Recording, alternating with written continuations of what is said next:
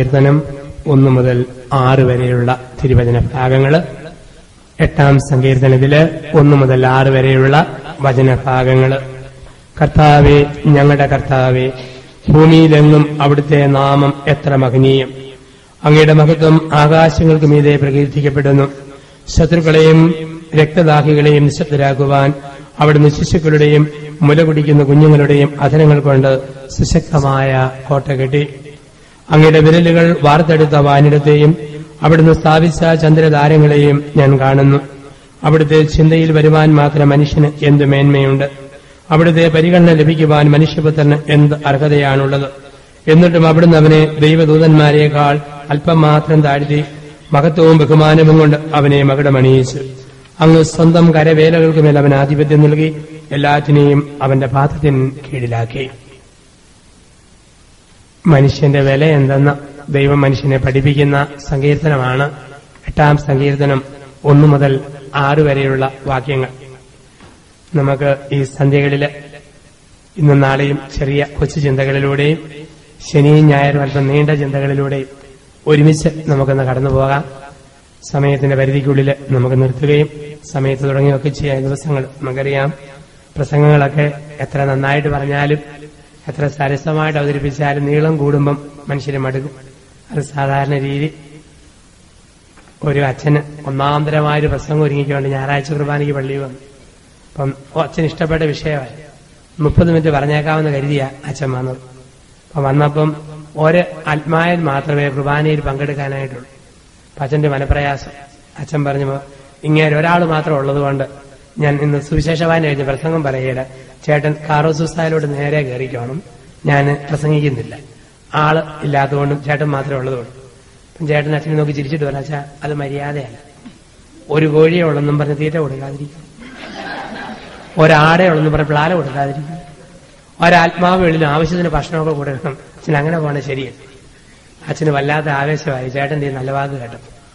അച്ഛൻ സുവിശേഷ വായന കഴിഞ്ഞ് സർവശക്തിയും സമന്വയിപ്പിച്ചുകൊണ്ട് ഒത്തിരി ബുദ്ധിമുട്ടി പ്രസംഗം മുഴുവൻ അങ്ങ് പറഞ്ഞു. അരമണിക്കൂർ പ്രസംഗവും കുർബാനയും എല്ലാം കൂടെ 1.5 മണിക്കൂർ എടുത്തു. അപ്പം ചേട്ടൻ മാത്രമേ ഉള്ളൂ. കുർബാന ചേട്ടൻ തിരിച്ചുപോയി. അച്ഛൻ ഇങ്ങനെ നോക്കി വന്നു. തിരുവസ്ത്രം ഊരിയിട്ടിട്ട് അച്ഛൻ ചെന്ന് പറഞ്ഞു, ചേട്ടാ എന്നാലും ഈ പ്രചോദനം ഒരിക്കലും ഞാൻ മറക്കുകയില്ല. ഒരാടെയുള്ളിലും പ്ലാല കൊടുക്കണം, ഒരു കോഴിയെല്ലാം തീറ്റ കൊടുക്കണം. ഇതെനിക്കൊരു എന്നും ഓർക്കാനുള്ളൊരു പാഠമാണ്. അപ്പൊ ഇത് ഞാൻ ഒരിക്കലും മറക്കുകയില്ല. അപ്പൊ ചേട്ടൻ പറഞ്ഞു, എന്റെ അച്ഛാ ഞാൻ പറഞ്ഞതൊക്കെ സത്യമാണ്, എന്നാലും ഒരു കോഴിക്ക് 1 ബക്കറ്റ് തീറ്റ കൊടുക്കരുത്, അത്യാവശ്യം മാത്രമേ കൊടുക്കാവുള്ളൂ. അപ്പൊ നമുക്ക് പരിധിക്കുള്ളിൽ നിന്നോണ്ട്, നമ്മുടെ സമയപരിധിക്കുള്ളിൽ നിന്നോണ്ട് നമുക്ക് വചനങ്ങൾ പങ്കുവെക്കുകയും കർത്താവിന്റെ വചനത്തെ നമ്മുടെ ഹൃദയത്തിൽ നമുക്ക് സൂക്ഷിക്കുകയും ചെയ്യാം. ഇപ്പം ലോകത്തെല്ലാവരും ഇന്ന് മനുഷ്യര് ചോദ്യങ്ങൾ ചോദിക്കുന്ന കാലമാണ്. എല്ലാവർക്കും ചോദ്യങ്ങളുണ്ട്. ഓരോതരം ചോദ്യങ്ങളും അതിന് ചേർന്ന് ഉത്തരവും. മനുഷ്യന്റെയൊക്കെ ഓരോ ചോദ്യങ്ങൾ എന്താണെന്ന് നമുക്ക് ഊഹിക്കാൻ പോലും പറ്റിയല്ല. ഇപ്പം കൊച്ചുപിള്ളേർക്ക് പോലും ചോദ്യമുള്ള കാലമാണ്. 6 വയസ്സ് പ്രായമുള്ള പെൺകുട്ടി ഭരണജ്ഞാനം ധ്യാനമന്ദിരത്തിൽ എന്റെ മുറി കയറി വന്നതിന്റെ അടുത്ത കസേര ഇരുന്നിട്ട് ചോദിച്ചാ, അച്ഛനോട് ചോദ്യം ചോദിച്ചാൽ ഉത്തരം തരാമോ? ഞാൻ പറഞ്ഞു, നീ ചോദിക്കാൻ ശ്രമിച്ചു നോക്കാം. അവള് ചോദിച്ചു, അച്ഛാ ഈ ആകാശമോക്ഷത്തിന്റെ വാതിൽ കഴിഞ്ഞാൽ പിന്നെ എന്നാ? ഞാൻ പറഞ്ഞു, അപ്പസ്തോലന്മാരും രക്തസാക്ഷികൾ പോ അച്ഛാന്ന്. ഞാൻ പറഞ്ഞു, മാതാവ് യോസേപ്പിതാവും ചുമ്മാ ഉരുളാതച്ഛ. ഞാൻ പറഞ്ഞു, വിശുദ്ധന്മാരും പുണ്യാത്മാക്കൾ അൽഫോൻസാമ ചാവറയച്ചനൊക്കെ അവിടെയുണ്ട്. അച്ഛൻ അറിയത്തില്ല ഉരുള് കളിക്കാതെ എന്നോട് ചോദിക്കും, ഞാൻ പറയാമെന്ന് പറഞ്ഞു. ഞാൻ ചോദിച്ചു, ഇതെല്ലാം പിന്നെ എന്നാന്ന് വെച്ചാൽ അപ്പൊ കൊച്ചു പറഞ്ഞു, അച്ഛാ ആകാശമോക്ഷത്തിന്റെ വാതിൽ കഴിഞ്ഞാൽ പിന്നെ ഉഷകാല നക്ഷത്രമല്ല. ഇതാണ് കൊച്ചിന്റെ മറുപടി. അപ്പം എന്നതാ ചോദ്യമൊന്നും എന്നാ ഉത്തരവൊന്നും നമുക്ക് പറയാൻ പറ്റാത്ത ലോകത്താ നമ്മൾ ജീവിക്കുക. അപ്പം അങ്ങനെയുള്ള ലോകത്ത് ഒരുപാട് ചോദ്യങ്ങൾ ചോദിക്കുമ്പോൾ ഒരു ഒറ്റപ്പെട്ട ചോദ്യവുമായിട്ട് ഇന്ന് തിരുവചനം കടന്നു വരുന്നു. മനുഷ്യൻ ആരാ? ഒരുപാട് ചോദ്യങ്ങൾ ലോകത്തിൽ മനുഷ്യൻ ചോദിക്കുമ്പോൾ ചോദ്യങ്ങൾക്ക് മനുഷ്യരാശി ഉത്തരങ്ങൾ മെനഞ്ഞെടുക്കുമ്പോൾ ദൈവത്തിന്റെ ഒറ്റപ്പെട്ട ചോദ്യം തിരുവചനത്തിൽ കോറിയിട്ടിരിക്കുന്നു, മനുഷ്യ നീ ആരാ? നമ്മുടെ വില പലപ്പോഴും നമുക്കറിയത്തില്ല. മനുഷ്യന്റെ വില അറിയാത്തതുകൊണ്ടാണ് നമ്മൾ ഒത്തിരി ദുഃഖിച്ച് നടക്കുക. ചില മനുഷ്യരുടെ മുഖത്തോട് നോക്കിയാൽ നമുക്ക് തോന്നും കക്ഷി ശവാടകർ കഴിച്ച് വരുന്ന പോലെ, എപ്പോഴും മുഖമൊക്കെ വാടി ഇടിമിച്ച്, വലിയ അസ്വസ്ഥത. വില അറിയാത്തതുകൊണ്ട് ദുഃഖഭാവം, ശോകഭാവം ഇതൊക്കെ നമുക്ക് വരുന്നതിന്റെ കാരണവും നമ്മുടെ ഈട്, നമ്മുടെ വില എന്തെന്ന് നമ്മൾ അറിയാത്തത് കൊണ്ടാണ്. ഇപ്പൊ മനുഷ്യന്റെ വില എന്തെന്നാ തിരുവചനം എന്ന് നമ്മളെ ഓർമ്മിപ്പിക്കുക. മനുഷ്യന്റെ വില എത്രയെന്ന്, മനുഷ്യൻ എത്രയോ വിലപ്പെട്ടവനാണെന്ന് പഠിപ്പിക്കുക. ഗ്രീക്ക് ചിന്തകനായ ഡയോജനസ് ഒരു ദിവസം നട്ടുവച്ച സമയത്ത് ഒരു റാന്തലവിളക്കും തെരുവിൽ പിടിച്ച് ഏദനസിന്റെ തെരുവീതിയിലൂടെ നടന്നു. അപ്പോൾ ഉച്ചവെയിലത്ത് റാന്തലവിളക്കും കൈപിടിച്ചു പോകുന്ന ഡയോജനസിനോട് യാത്രക്കാർ ചോദിച്ചു, നിങ്ങൾക്കെന്താ തലയ്ക്ക് ഭ്രാന്താണ്? ഉച്ചയ്ക്ക് ഈ റാന്തലും തൂക്കി പിടിച്ച് നിങ്ങൾ എവിടെ പോവുക? നിങ്ങൾ എന്താ അന്വേഷിക്കുക? അപ്പോൾ ഡയോജനസ് പറഞ്ഞ മറുപടിയുണ്ട്, ഞാൻ മനുഷ്യനെ അന്വേഷിക്കുകയാണ്. എവിടെയാണ് മനുഷ്യനെന്ന് ഞാൻ അന്വേഷിക്കുകയാണ്. നൂറ്റാണ്ടുകൾക്ക് ശേഷം ഒരു ദുഃഖവിളിയുടെ ദിവസത്തില് പെസഹായുടെ രാത്രിയില് യൂദയാട് ഗവർണറായ പന്തിയോസ് പീലാത്തോസിന്റെ കോടതിയിൽ മുറിവേറ്റ മനുഷ്യൻ നിർത്തപ്പെട്ടു. അവനെ ചൂണ്ടി പീലാത്തോസ് പറഞ്ഞു, ഇതാ മനുഷ്യൻ. നൂറ്റാണ്ടുകൾക്ക് മുമ്പ് ഡയോജനസ് ചോദിച്ചു, ഞാൻ മനുഷ്യനെ അന്വേഷിക്കുന്നു. നൂറ്റാണ്ടുകൾക്ക് ശേഷം ഉത്തരം വന്നു, ഇതാ മനുഷ്യൻ. ഇപ്പൊ ചരിത്രത്തിൽ ഒരു സമ്പൂർണ്ണ മനുഷ്യനെ നമുക്കൊരു മാതൃകയായിട്ട് നമ്മുടെ മുമ്പിലുള്ളൂ. അപ്പൊ അങ്ങനെ ഒരു മനുഷ്യനെ അവതരിപ്പിച്ചുകൊണ്ട് ആരാണ് മനുഷ്യൻ എന്ന് തിരുവചനങ്ങൾ നമ്മുടെ മുമ്പിൽ അവതരിപ്പിക്കുകയാണ്. ലോകത്തിൽ പലരും പല രീതിയിൽ മനുഷ്യനെ അവതരിപ്പിച്ചിട്ടുണ്ട്. ഡിഗ്രി വിദ്യാർത്ഥികളുടെ ക്ലാസ്സിൽ അധ്യാപകൻ ക്ലാസ്സിലെ പെൺകുട്ടികളോട് ചോദിച്ചു, മോളെ നീ ആരാ? ഇപ്പൊ ഒരു പെൺകുട്ടി പറഞ്ഞു, ഞാൻ BSc ഫൈനൽ ഇയർ വിദ്യാർത്ഥിനിയാണ്. സാറ് പറഞ്ഞു, നീ പഠിക്കുന്ന വിഷയമല്ല ചോദിച്ചത്, നീ ആരാ? അവള് പറഞ്ഞു, ഞാൻ ഇന്നയാളുടെ മോള. നിന്റെ അപ്പന്റെ പേരല്ല ചോദിച്ചത്, നീ ആരാ? അവള് വീട്ടുപേര് പറഞ്ഞു, എന്നെ വീട്ടിലെയാ. നിന്റെ വീട്ടുപേരല്ല ചോദിച്ചത്, നീ ആരാ? അതിനുത്തരം കൊടുക്കാൻ മാത്രം ആ പെൺകുട്ടി പരാജയപ്പെട്ടു. മനുഷ്യൻ ഒരുപാട് ചോദ്യങ്ങൾക്ക് ഉത്തരം കൊടുത്ത് നടക്കുമ്പോൾ ഏറ്റവും ബുദ്ധിമുട്ടുന്നത് ഞാനാരാ എന്നുള്ള ചോദ്യത്തിനാണ്. കാലാകാലങ്ങളിൽ പലരും മനുഷ്യനാരെ എന്ന ചോദ്യത്തിന് പല പല ഉത്തരങ്ങൾ മെനഞ്ഞെടുത്തിട്ടുണ്ട്. പരിണാമ സിദ്ധാന്തത്തിന് ഉപജ്ഞാതാവായ ചാൾസ് ഡാർവിൻ മനുഷ്യൻ ആരെ എന്ന ചോദ്യത്തിന് ആദ്യത്തെ ഉത്തരം കൊടുത്തത് ചാൾസ് ഡാർവിനാണ്. ആരെ എന്ന ചോദ്യത്തിന് ഡാർവിൻ കൊടുത്ത ഉത്തരം മനുഷ്യൻ സമം വാല് മുറിഞ്ഞ കുരങ്ങ്. എല്ലാവരും എളുപ്പത്തിൽ വിശ്വസിച്ചു. ആരുടെ വാല് മുറിഞ്ഞെന്ന് പറഞ്ഞോ അവനും ഞാനും തമ്മിൽ പെരുമാറ്റത്തിന് നല്ല പൊരുത്തം. ഇപ്പൊ ഡാർവിനോട് ചോദിച്ചു, മനുഷ്യൻ വാല് മുറിഞ്ഞ കുരങ്ങാണെങ്കിൽ വാല് മുറിഞ്ഞ കുരങ്ങായ മനുഷ്യൻ ശാസ്ത്ര സാങ്കേതിക വിദ്യാരംഗങ്ങളിൽ ഒരു കുതിച്ചുചാട്ടം നടത്തുമ്പോൾ വാല് മുറിയാത്ത കുരങ്ങ് എന്താ ഇന്നും മരത്തിലൂടെ ചാടി നടക്കുന്നു? മനുഷ്യനെയും കുരങ്ങിനെയും വേർതിരിക്കുന്ന അതിർത്തി രേഖ എന്ത്? ഉത്തരം കൊടുക്കാൻ ഡാർവിൻ പരാജയപ്പെട്ടു. ഒരു നിർവചനം മാത്രം കൊടുത്ത് മനുഷ്യന് വാല് മുറിഞ്ഞ കുരങ്ങ്. മനഃശാസ്ത്രം പറയുന്നത് തന്നെ മനുഷ്യന്റെ ജീവിതത്തിൽ ഒരു കുഞ്ഞ് ജനിക്കുന്ന കാലം മുതൽ മരണം വരെ 5 ജീവികളുടെ സ്വഭാവം കാണിക്കുമെന്നാണ്. ഒരാൾ ജനിക്കുന്ന കാലം മുതൽ മരണം വരെ 5 ജീവികളുടെ സ്വഭാവം കാണിക്കും. 1 വയസ്സ് മുതൽ 5 വയസ്സ് വരെ കുരങ്ങിന്റെ സ്വഭാവം, 5 വയസ്സ് മുതൽ 15 വയസ്സ് വരെ വെരികിന്റെ സ്വഭാവം, 15 വയസ്സ് മുതൽ 45 വയസ്സ് വരെ കുതിരയുടെ സ്വഭാവം, 45 വയസ്സ് മുതൽ 65 വയസ്സ് വരെ കഴുതയുടെ സ്വഭാവം, 70 വയസ്സ് കഴിഞ്ഞാൽ പിന്നെ മരണം വരെ പെരുമ്പാമ്പിന്റെ സ്വഭാവം. ഈ 5 സ്വഭാവം കാണിക്കുമെന്നാണ്. 1 വയസ്സ് മുതൽ 5 വയസ്സ് വരെ കുരങ്ങിന്റെ സ്വഭാവം. എന്താ കുരങ്ങിന്റെ സ്വഭാവം? കുരങ്ങിന് ഒരു നല്ല മുല്ലപ്പൂമാല കൊടുക്കാമെങ്കിൽ മണത്തു ചപ്പി ഒറ്റത്തുപ്പ്. ഒരു നല്ല പഴം കൊടുത്തോ തൊലിയും പഴവും കൂടെ കടിക്കും, ഒന്ന് ഞുണയും ഒന്ന് കടിക്കും ഒറ്റത്തുപ്പ്. ഒരു നല്ല പഴുത്ത കാപ്പിക്കുരു കൊടുത്തോ തൊലി ഞുണഞ്ഞിട്ട് പരിപ്പ് നീട്ടി എറിയും. ഇതാണ് കുരങ്ങിന്റെ സ്വഭാവം. ഇതുപോലെ ഒരു കൊച്ചു കുഞ്ഞിന് ഒരു നല്ല പാവയെ മേടിച്ചു കൊടുക്കാവോ? ഒന്ന് നോക്കും, ഒന്ന് ഞെക്കും, കൈ പറിക്കും, കാല് പറിക്കും, തല പറിക്കും. ഒരു നല്ല കിലുക്കം കൊടുക്കാവോ? ഒറ്റ കിലുക്ക, 2 കുലുക്ക, ഒറ്റ ചവിട്ട, പപ്പട പരുവത്തിൽ കിലുക്കന്റെ ഷേപ്പ് മൊത്തം മാറും. ഒരു നല്ല തലേണി തല വെച്ച് കിടന്നാലോ തുണി കീറി പഞ്ഞി കഷ്ണം കഷ്ണമായിട്ട് പുറത്തേക്ക് എടുത്തിടും. 1 വയസ്സ് മുതൽ 5 വയസ്സ് വരെ കുരങ്ങിന്റെ സ്വഭാവം. 5 വയസ്സ് മുതൽ 15 വയസ്സ് വരെ ഒരു പ്രത്യേക ജീവി വെരുക്. ഇവിടെ അത് കുറവാ. ഇവിടെ കേരളത്തിൽ ഇന്ത്യയിൽ വന്നാൽ കാണാം ഹൈ സ്പീഡിൽ എപ്പോഴും ഓടിക്കൊണ്ടിരിക്കുന്ന ജീവിയാണ് വെരുക്. കാഴ്ച ബംഗ്ലാവിൽ കൂട്ടിക്കിടന്ന് അങ്ങോട്ടും ഇങ്ങോട്ടും ഓടുന്ന കാണാം. ചില കുട്ടികളോട് കാരണവന്മാർ ചോദിക്കും, നീ എന്നാടാ വെരുകിന്റെ കൂട്ട് ഓടുന്നത്? നീ എന്നാടി ഈ വെരുകിന്റെ കൂട്ട് പായുന്നത്? അതുകൊണ്ടല്ലേ കൊച്ചു പിള്ളേരുടെ പേരും ചോദിക്കുമല്ലോ, നീ എന്നാടാ വായു ഗുളിക മേടിക്കാൻ പോയിച്ചു വരികയാണ്? നാട്ടിലെ ശൈലിയാണ്. പണ്ടത്തെ പിള്ളേരോട് ചോദിക്കാം, ഇന്ന് ചോദിക്കുന്നത് ശ്രദ്ധിച്ചു വേണം. ഒരു 8 വയസ്സുകാരനോട് അടുത്ത വീട്ടിലെ ചേട്ടൻ ചോദിച്ചു, നീ എന്നാടാ വായു ഗുളിക മേടിക്കാൻ പോയിച്ചു വരികയാണ്? അവൻ പറഞ്ഞു, അല്ല ചേട്ടാ മേടിച്ച ഗുളിക കൊടുക്കാനായിട്ട് പോകാൻ തുടങ്ങി. ഇപ്പൊ രീതിയും കാലവും മാറാൻ തുടങ്ങി. 5 വയസ്സ് മുതൽ പിന്നെ 15 വയസ്സ് വരെ ഈ വെരികിന്റെ സ്വഭാവം, ഇളക്കത്തിന്റെയും ബഹളത്തിന്റെയും സ്വഭാവം. 15 വയസ്സ് കഴിഞ്ഞാൽ പിന്നെ 45 വയസ്സ് വരെ കുതിരയുടെ സ്വഭാവം. കുതിരയുടെ പ്രത്യേകത കൂടുതൽ സ്പീഡിൽ ഓടുക, കൂടുതൽ ദൂരത്തിൽ കുതിക്കുക, കൂടുതൽ ഉയരത്തിൽ കുതിക്കുക. ഇതാണ് കുതിര സ്വഭാവം. ഇപ്പൊ മനുഷ്യൻ എന്തെങ്കിലും നേടിപ്പിടിക്കുന്ന ഈ കാലഘട്ടത്തിലാണ്. ജോലിക്കായിട്ട് ദൂരത്തേക്ക് പോകുന്നതും ജോലി കണ്ടുപിടിക്കുന്നതും സ്ഥാനമാനങ്ങൾ ആർജിക്കുന്നതും സ്വത്ത് സ്വായത്തമാകുന്നതും വീട് മെനഞ്ഞെടുക്കുന്നതും ഒക്കെ ഈ 15നും 40നും ഇടയിലുള്ള ഒരു പ്രത്യേക കാലഘട്ടത്തിൽ. 45 വയസ്സ് കഴിഞ്ഞാൽ പിന്നെ പവർ ചോർന്നിട്ട് കഴുതയുടെ സ്വഭാവം. ഒരു പ്രത്യേകിച്ച് 19 വയസ്സ് കഴിയുമ്പം നമുക്കൊരു ക്ഷീണമായി തുടങ്ങും. ആദ്യ ഉണർവെല്ലാം പോയി, ആദ്യകാല ഉന്മേഷമൊക്കെ പോയി.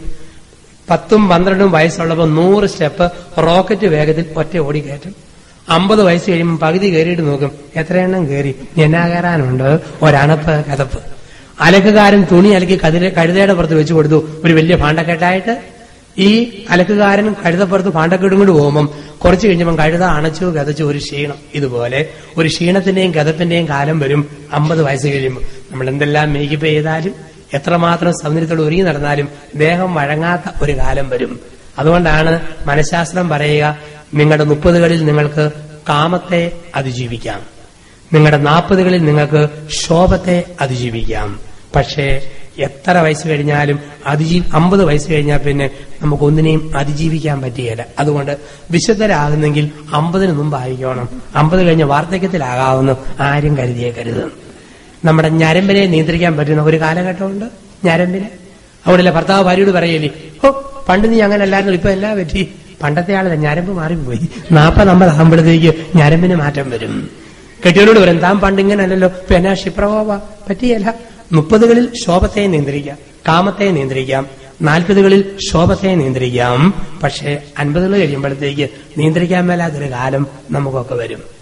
പിന്നെ ഒരു 65-70 വയസ്സ് കഴിഞ്ഞാൽ പിന്നെ മരണം വരെ പെരുമ്പാമ്പിന്റെ കാലഘട്ടം എന്നാ പറയുക. പെരുമ്പാമ്പിന്റെ സ്വഭാവം, പെരുമ്പാമ്പ് ചുരുണ്ട് മടങ്ങിക്കിടക്കും, നീണ്ട് നിവർന്നു കിടക്കും.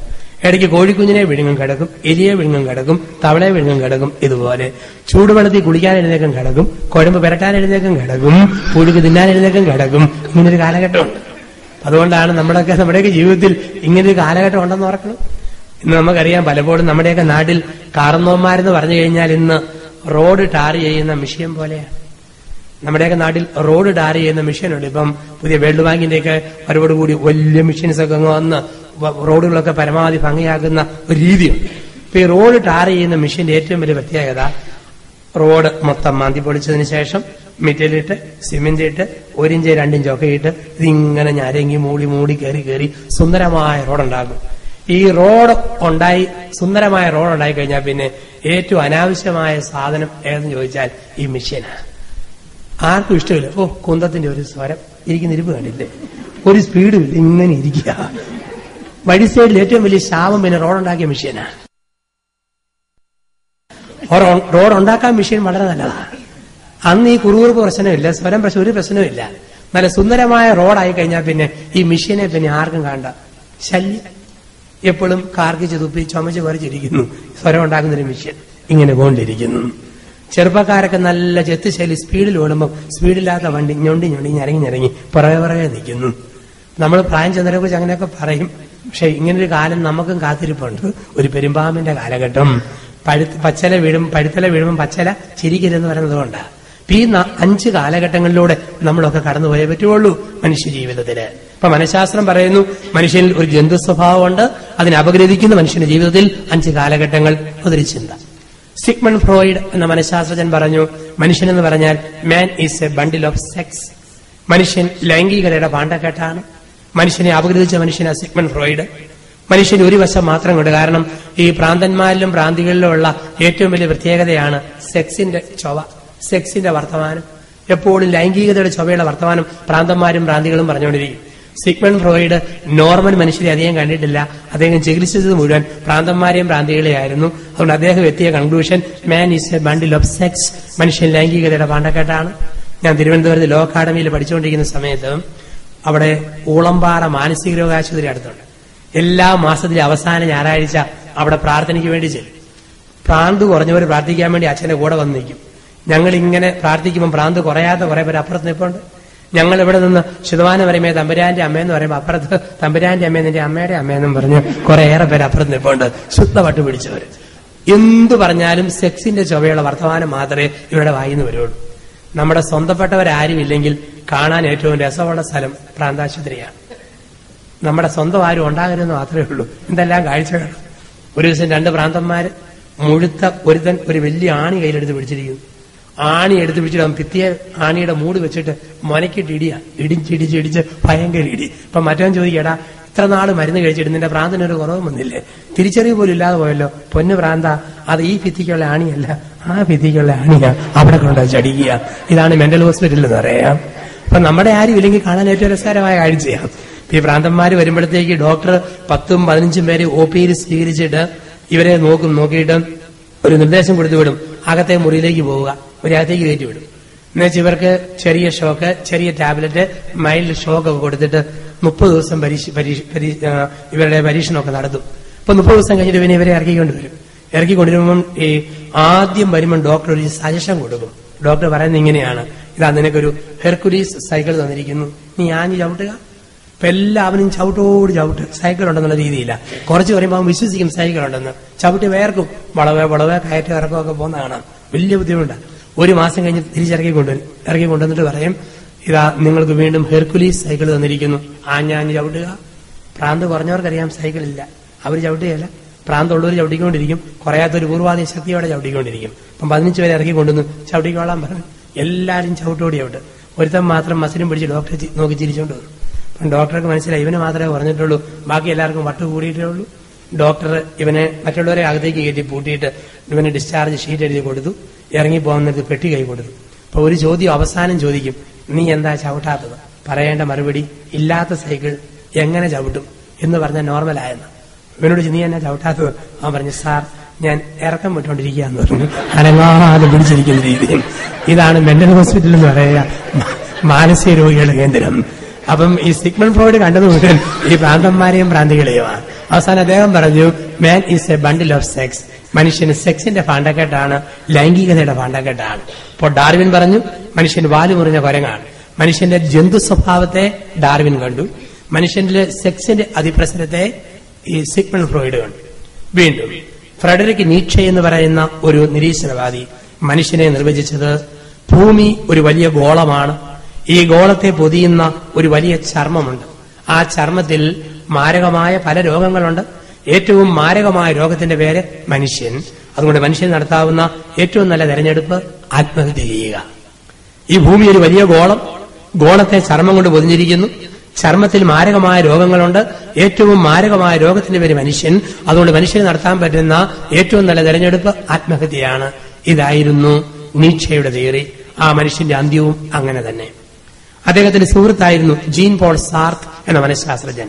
അദ്ദേഹം പറഞ്ഞു, ഞാൻ മനുഷ്യനെ കാണുന്നില്ല, മാംസപിണ്ഡങ്ങളെ കാണുന്നു. ഓരോ മാംസപിണ്ഡവും അഴുകിയതുപോലെ തോന്നുന്നു. അതുകൊണ്ട് എനിക്ക് മനുഷ്യനെ കാണുമ്പം ഓക്കാനിക്കാൻ വരുന്നു. എല്ലാവരും അഴുകിയ ഇറച്ചിപ്പിണ്ഡങ്ങളാണ്, മാംസപിണ്ഡങ്ങളാണ്. അതുകൊണ്ട് ഛർദ്ദിക്കാൻ വരുന്നു. ഒരു വിലയും മനുഷ്യനില്ലെന്ന് സാർത്തും പഠിപ്പിച്ചു. കാറൽ മാർക്സ് കമ്മ്യൂണിസത്തിൽ പഠിപ്പിച്ചു, മരണത്തിന് ശേഷം ഒരു ജീവിതം ഉണ്ടെന്ന് അറിയത്തില്ല. ഈ ലോകത്തിൽ മനുഷ്യന് ദുഃഖ ദുരിതങ്ങളുണ്ട്. അതുകൊണ്ട് സർവ്വലോക തൊഴിലാളികളെ സംഘടിക്കുവിൻ, സംഘടിച്ച് ശക്തരാകുവിൻ. നഷ്ടപ്പെടുവാൻ ചങ്ങലകൾ, നേടാനുള്ളത് മഹത്തായ ഒരു രാജ്യം. അപ്പൊ മാർക്സും പറഞ്ഞു വെച്ചു, ഇവിടം കൊണ്ട് തീർന്നു, അപ്പുറത്തെ കാര്യം അറിയത്തില്ല.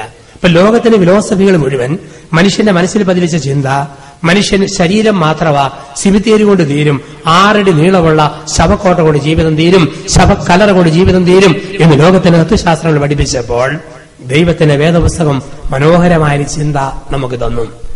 ഒരു സുന്ദരമായ കാർ ഇറങ്ങുമ്പോൾ ആ കാറിന്റെ വില നിശ്ചയിക്കുന്നത് നാട്ടിലൊരു സാധാരണ തൊഴിലാളിയല്ല. കാറിന്റെ വില നിശ്ചയിക്കുന്നത് കാറുണ്ടാക്കിയ കമ്പനിക്കാരാണ്. മനുഷ്യന്റെ വില നിശ്ചയിക്കുന്നത് ഡാർവിനോ, മാർക്സോ, സാർത്തോ, നീറ്റ്ഷെയോ അല്ല. മനുഷ്യന്റെ വില നിശ്ചയിക്കുന്നത് മനുഷ്യനെ നിർമ്മിച്ച ദൈവമാണ്. ആ ദൈവം മനുഷ്യന് ഒരു വിലയിട്ടിട്ടുണ്ട്. ഉൽപ്പത്തി 1:27-28 വാക്യങ്ങൾ. ഉൽപ്പത്തി പുസ്തകത്തിന് 1-ാം അധ്യായത്തിൽ 27-28 വാക്യങ്ങളിൽ ദൈവം മനുഷ്യന് കൊടുത്ത വിലയാ.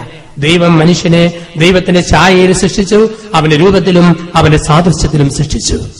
ദൈവം മനുഷ്യനെ ദൈവത്തിന്റെ ഛായയിലും അവന്റെ സാദൃശ്യത്തിലും അവന്റെ രൂപത്തിലും അവനെ പുരുഷനും സ്ത്രീയുമായി സൃഷ്ടിച്ചു.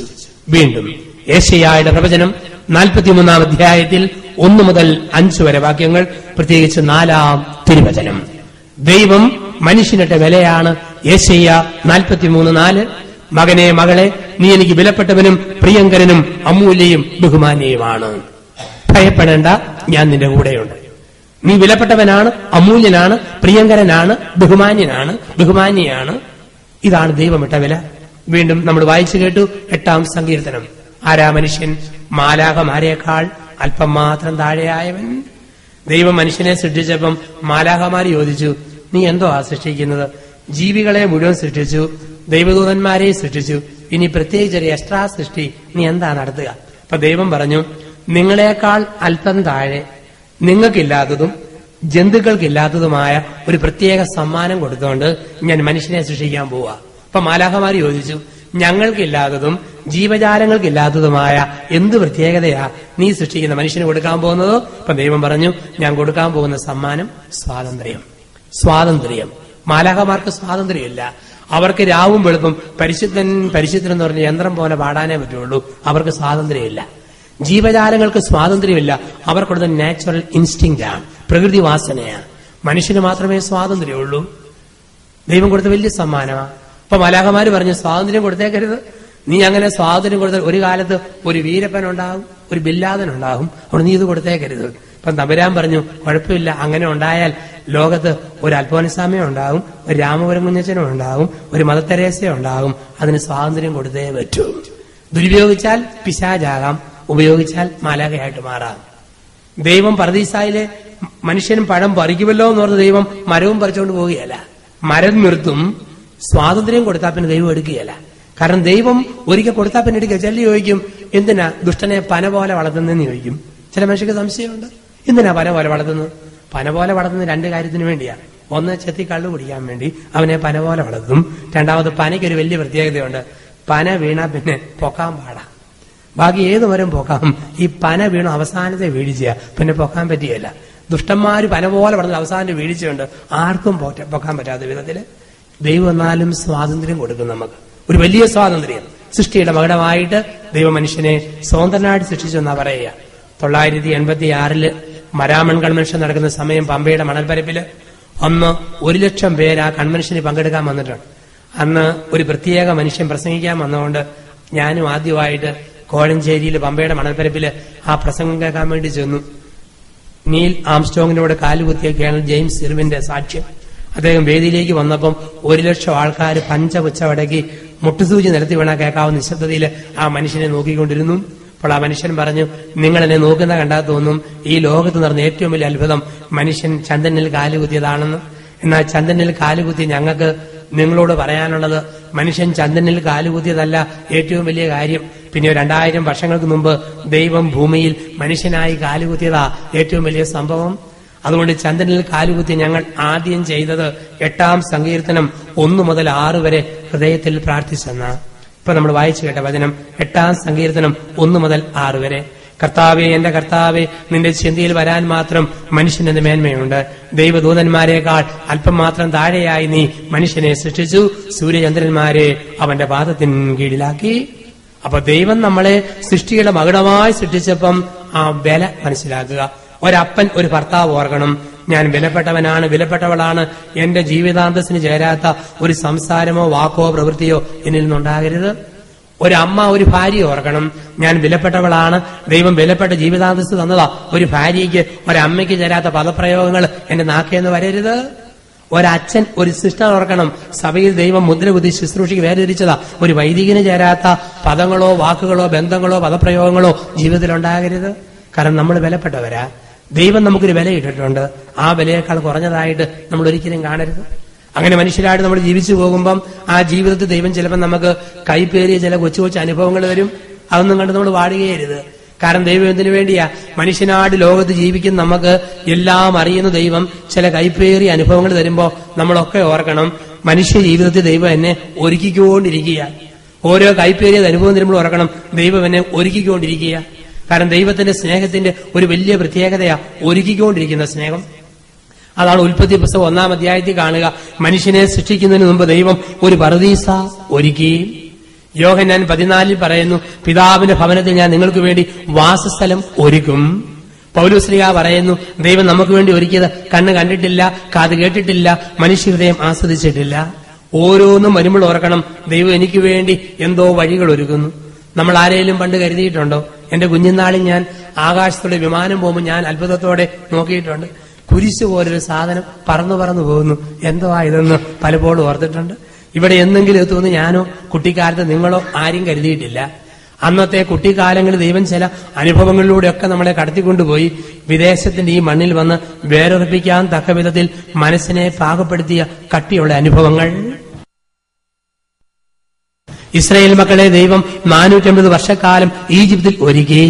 40 വർഷക്കാലം മരുഭൂമിയിലൂടെ നടക്കുമ്പം മനക്കെട്ടിയോടെ പോകാൻ, മനസ്സ് പതരാതിരിക്കാൻ തക്ക വിധത്തിൽ ആ മക്കളുടെ മനസ്സിനെ പാകപ്പെടുത്താൻ. ഓരോന്നിന്റെയും പുറകിൽ ദൈവത്തിന്റെ ഒരുക്കലുണ്ട്. ഒരു പന്നി പ്രസവിക്കുമ്പോൾ വൈക്കോലും കമ്പും കോലും എല്ലാം കൂടെ പെറുക്കിയിട്ട് മെത്ത മെനയുന്ന കാണാം. മുയല് പ്രസവിക്കുമ്പോൾ അരിവയറ്റിലെ രോമം പറിച്ചിട്ട് കൂടുണ്ടാക്കുന്ന കാണാം. ഒരു തള്ളപ്പട്ടി പ്രസവിക്കാൻ പോകുമ്പോൾ കീറച്ചാക കടിച്ചു കൊണ്ടുവന്ന് കുഞ്ഞിന് വേണ്ടി ലേബർ റൂം ഒരുക്കുന്ന കണ്ടിട്ടുണ്ട്. അപ്പം ഒരുക്കൽ എല്ലായിടത്തും ഉണ്ട്. ഇപ്പൊ ദൈവം നമ്മുടെ ജീവിതത്തിൽ തരുന്ന ഓരോ അനുഭവവും ഒരുക്കലാ. ഒരുപക്ഷെ ഭർത്താവ് എന്നെ ശാസിക്കുമ്പോൾ ദൈവം ഒരുക്കുന്ന വഴിയാ ഞാൻ അഹങ്കരിക്കാതിരിക്കാൻ. ഭാര്യ എന്നെ പരിഹസിക്കുമ്പം ദൈവം ഒരുക്കുന്ന വഴിയാ എനിക്ക് അല്പം കൂടെ മനക്കെട്ട് കിട്ടാൻ വേണ്ടി. എന്നെ നോക്കി ആരെങ്കിലും ഒരു ചെറിയ നെഗറ്റീവ് കമന്റ് പറയുമ്പോൾ ഞാൻ ഞെളിയാതിരിക്കാൻ ദൈവം തരുന്ന ഒരു ഒരുക്കലാണ്. കാരണം അച്ഛന്മാരിടയ്ക്കൊക്കെ ജനത്തിന്റെ വിമർശനമൊക്കെ കേൾക്കേണ്ടി വരും.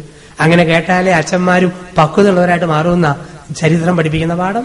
ഞാൻ പലപ്പോഴും ഓർക്കും, ചില കമന്റ് ചിലപ്പോൾ ഓർക്കും, എന്റെ പ്രസംഗത്തെക്കുറിച്ച് പറയാൻ ഇവനാരാ, ഞാൻ എന്റെ കുർബാനയെക്കുറിച്ച് പറയാൻ അവളാരാ, ചിലപ്പം തോന്നും. പക്ഷെ ദൈവം പറയും, പൊന്നു മോനെ, എല്ലായിടത്തും നിനക്ക് ബഹുമാനവും ആദരവും അല്ലേ, നീയും അല്പം മയപ്പെടാനുണ്ട്, അതുകൊണ്ട് കേക്ക്. 2-3 ചൊറിയുന്ന വാക്ക് കേട്ടാലേ ശരിയാകുന്നുള്ളൂ.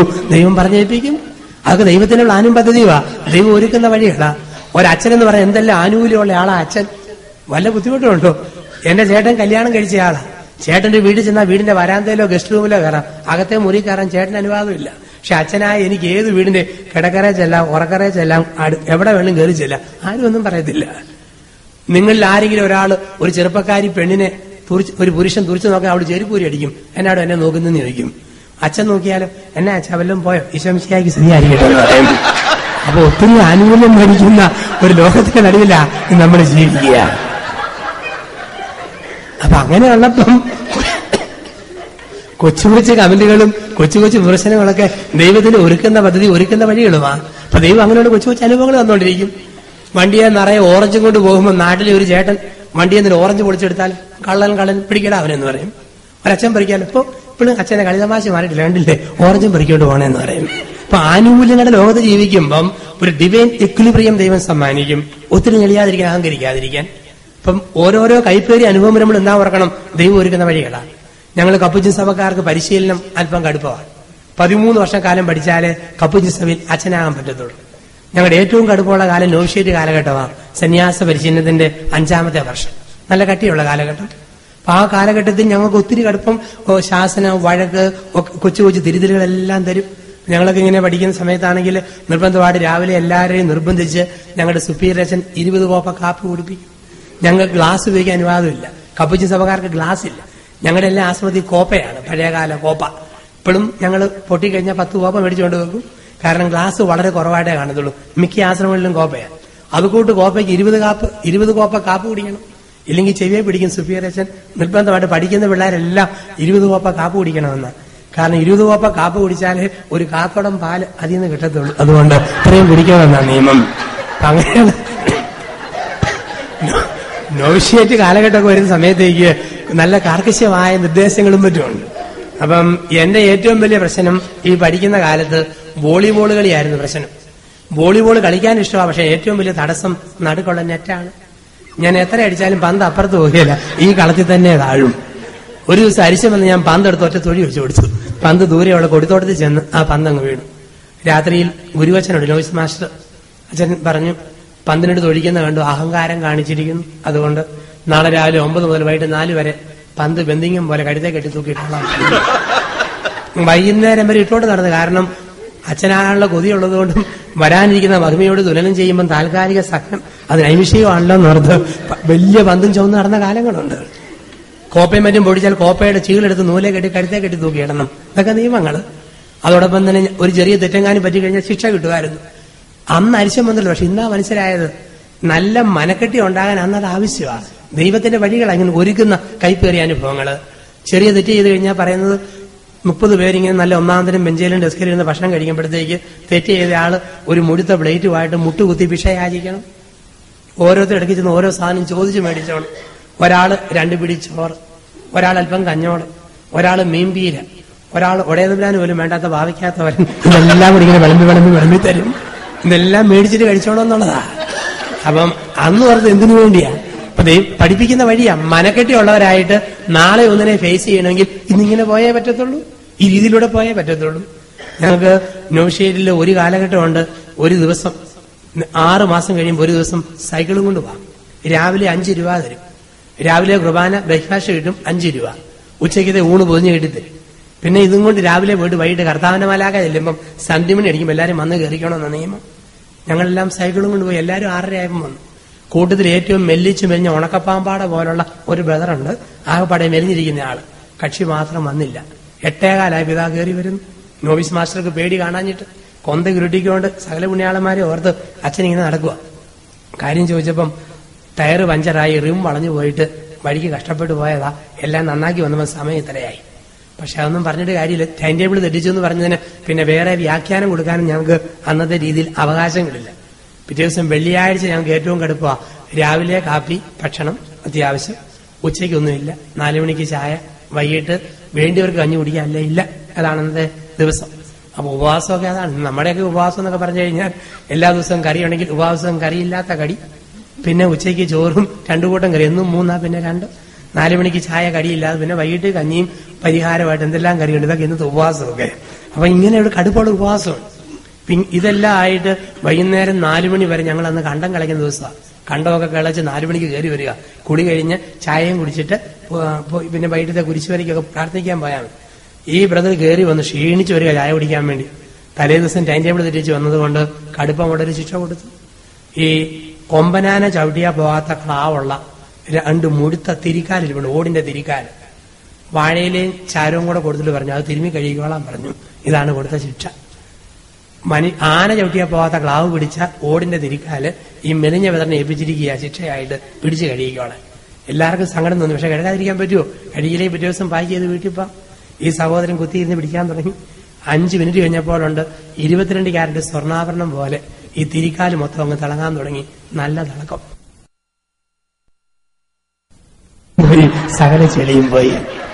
അപ്പം ചില അനുഭവങ്ങൾ നമുക്ക് വരുമ്പോഴത്തേക്ക് നമുക്ക് സഹിക്കാൻ ബുദ്ധിമുട്ടില്ല.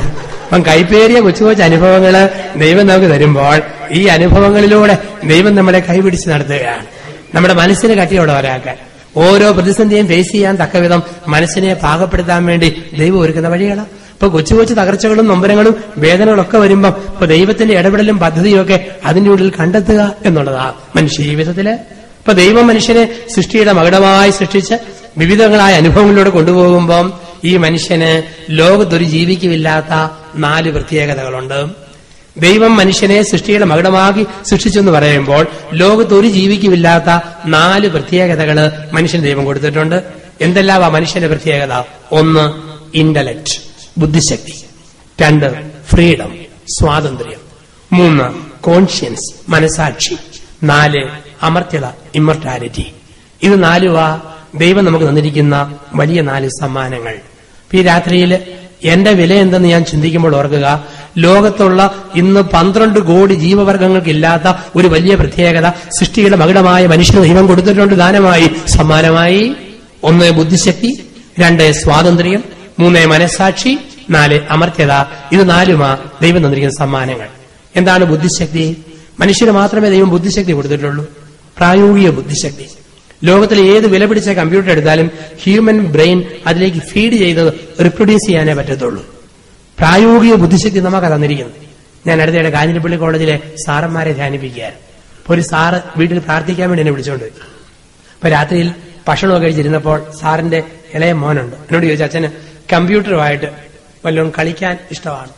അപ്പൊ ഞാൻ നോക്കിയപ്പം കമ്പ്യൂട്ടറിൽ എനിക്കറിയാവുന്ന ഏക കളി ചെസ് കളിയാണ്.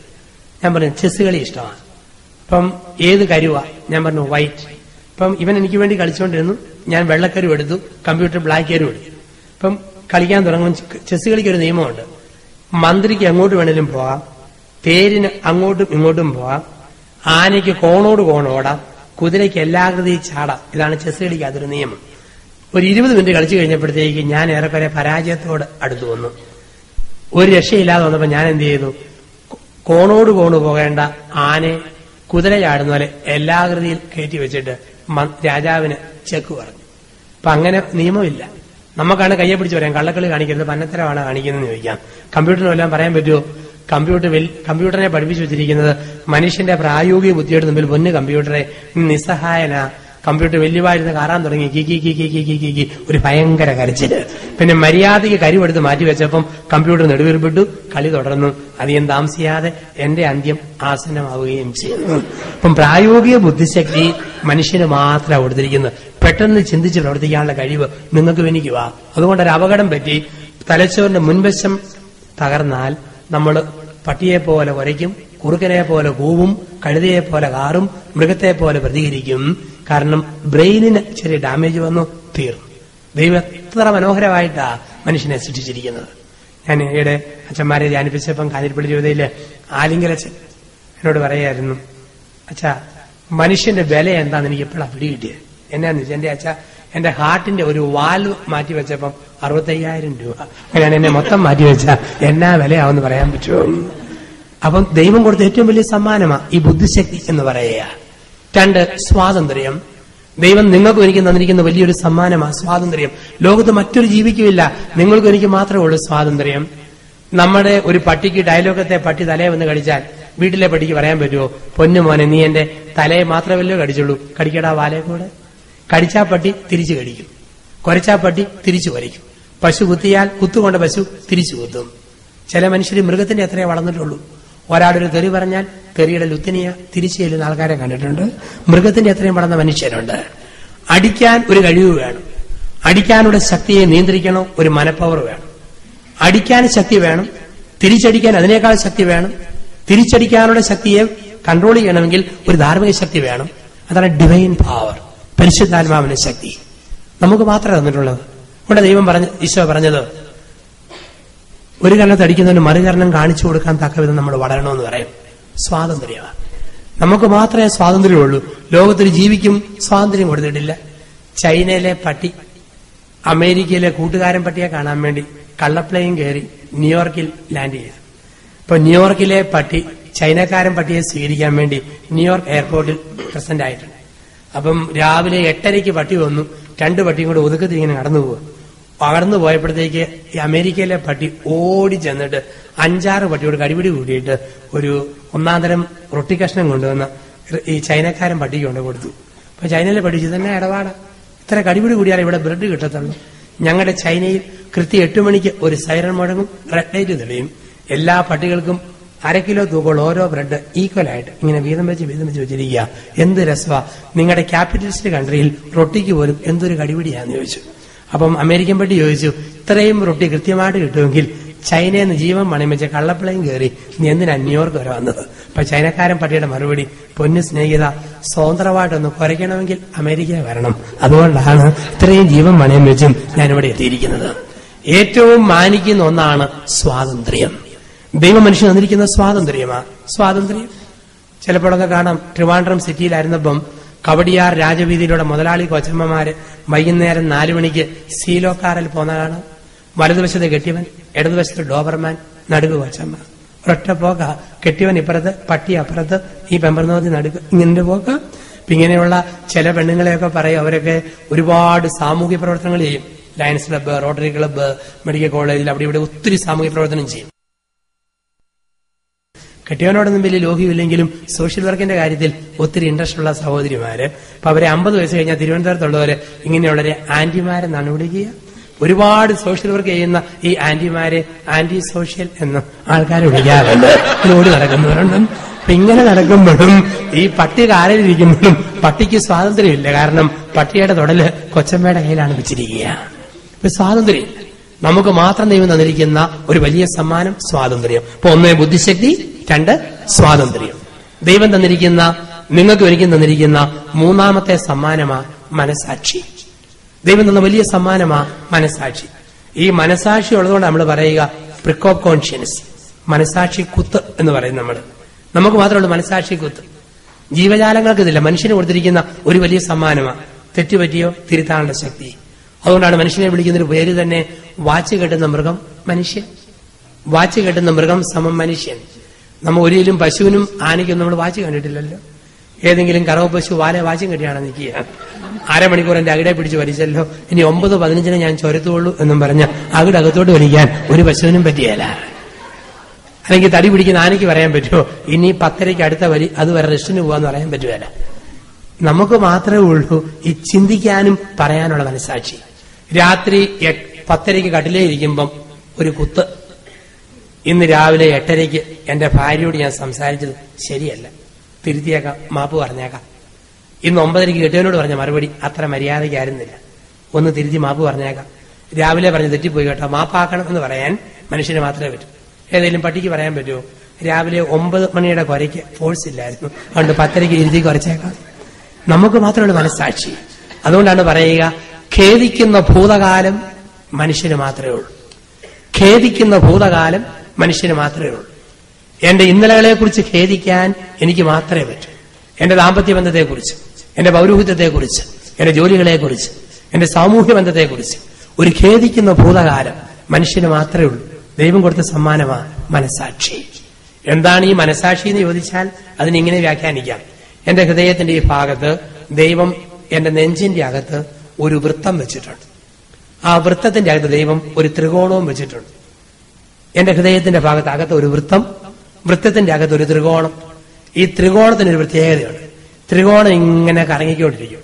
അങ്ങനെ കറങ്ങിക്കൊണ്ടിരിക്കുമ്പോൾ ഈ ട്രയാങ്കിളിന്റെ മുന വന്ന് വൃത്തത്തിന്റെ ഇടയ്ക്കിടയ്ക്ക് ഓരോ കുത്തുകുത്തും. ആ കുത്താണ് മനസാക്ഷി കുത്ത് എന്ന് നമ്മൾ പറയുന്നത്. ഇതിങ്ങനെ കുത്തിക്കൊണ്ടിരിക്കും. ചില ആൾക്കാർക്ക് ഈ കുത്തു കൊണ്ടാൽ ഇക്കിളിയ ഇനിയും കുത്തിക്കോട്ടെ പറഞ്ഞു കൊടുക്കും. കുറച്ചു കഴിയുമ്പം ഈ ത്രികോണത്തിന്റെ മുന പരന്നു പോവുകയും ഈ വൃത്തം പുറത്തും ത്രികോണം അകത്തും രണ്ടും കൂടി ഇങ്ങനെ ഇറങ്ങിക്കൊണ്ടിരിക്കും. ഇതാണ് ചില മനുഷ്യര്. പുറത്തൊരു സ്വഭാവം, അകത്ത് മറ്റൊരു സ്വഭാവം. നാട്ടിൽ നിന്ന് നോക്കിയാൽ തങ്കപ്പെട്ട മനുഷ്യൻ, വീട്ടിലോട്ട് കയറി വരുമ്പോഴോ കണ്ണിച്ചോരയില്ലാതൊരു മൃഗം.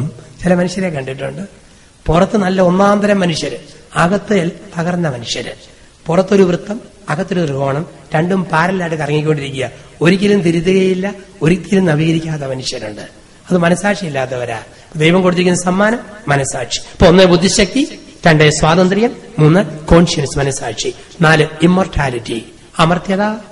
സൃഷ്ടിയുടെ മകുടമായി സൃഷ്ടിച്ചെന്ന് പറയുമ്പോൾ ദൈവ സ്വഭാവത്തിലൊന്നായ അമർത്യത ദൈവം നമുക്ക് തന്നിട്ടുണ്ട്.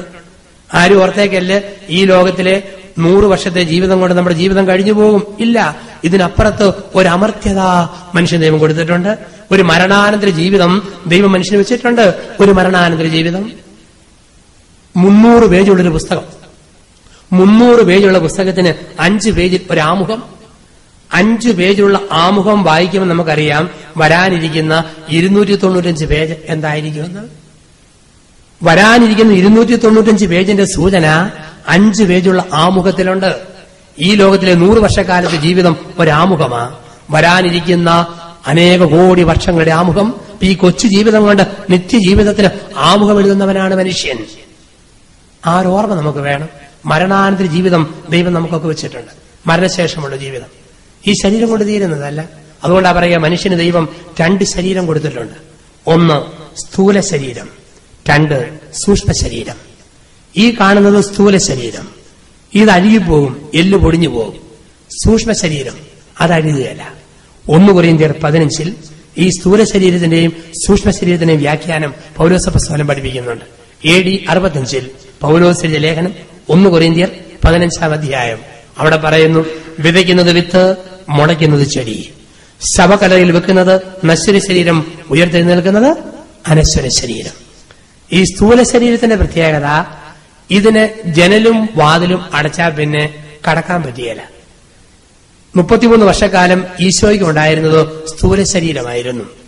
ആ സ്ഥൂല ശരീരവുമായി ഈശോയ്ക്ക് നസ്രത്തിലെ വീടിന്റെ വാതിലും ജനലും മറിയം അടച്ചാൽ പിന്നെ ഈശോയ്ക്ക് അകത്ത് കയറാൻ പറ്റിയല്ല. പക്ഷേ സൂക്ഷ്മ ശരീരത്തിന് ജനലും വാതിലും തടസ്സമല്ല.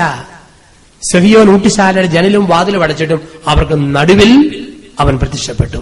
സമാധാനം. മരിച്ചുപോയ അപ്പനമ്മമാരുടെ സ്ഥൂല ശരീരം ഇടവകേടപ്പള്ളിയുടെ കല്ലറകളിൽ വെച്ചിട്ടുണ്ട്.